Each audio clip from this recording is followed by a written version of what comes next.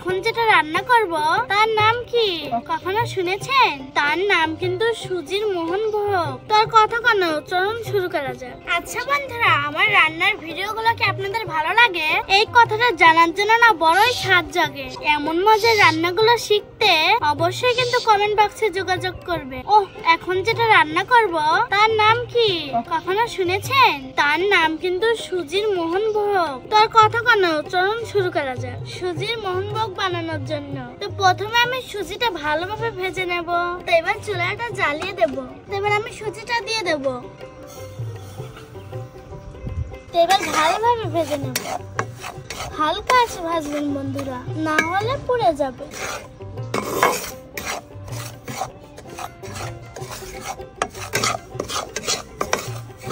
তো বন্ধুরা, সুজিটা ভালোভাবে ভেজে নিয়েছি। তো এবার আমি নামিয়ে নেব।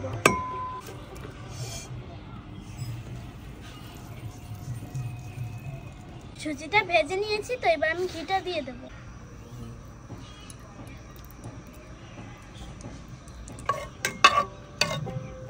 তো বন্ধুরা, এবার দিয়ে দেব কিশমিশ।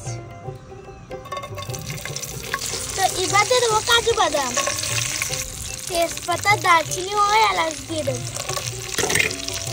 এবার একটু ভালোভাবে নেব।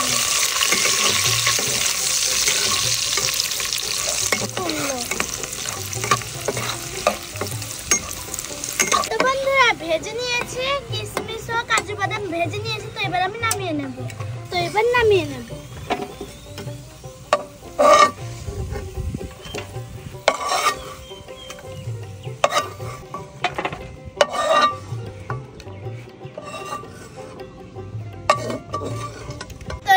ভেজে রাখা সুজিগুলো ঘির মধ্যে দিয়ে দেব।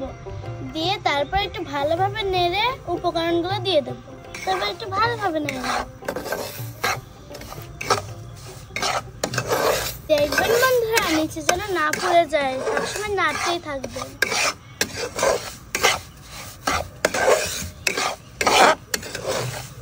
তো বন্ধুরা, সুজিটা ভালোভাবে নেড়ে নিয়েছি। তো আমাদের গ্রামের গরুর খাঁটি দুধ দিয়ে দেব।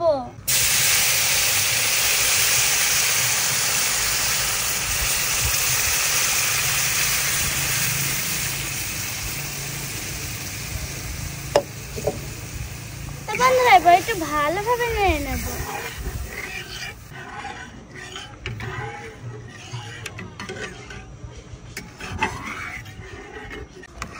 তো বন্ধুরা, সুজিটা ভালোভাবে দুধের সাথে মিক্স করে নিয়েছি। তো এবার চিনি দিয়ে দেব।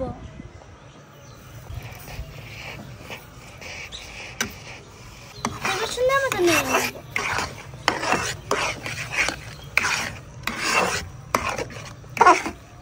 তো এবার একটু পরিমাণ মতো লবণ দিয়ে দেব। দেখেন বন্ধুরা, সুজিগুলো দুধ থেকে খেয়ে নিয়েছে, কত সুন্দর ঘন হয়েছে। দেখেন বন্ধুরা,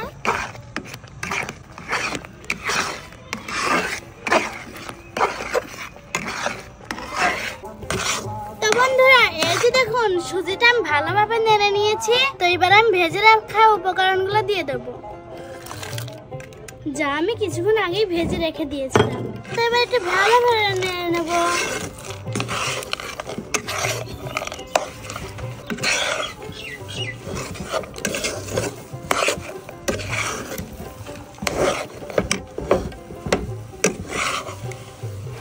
এই যে দেখুন আমার সুজির মোহনভোগ হয়ে গেছে। তো এবার আমি নামিয়ে নেব।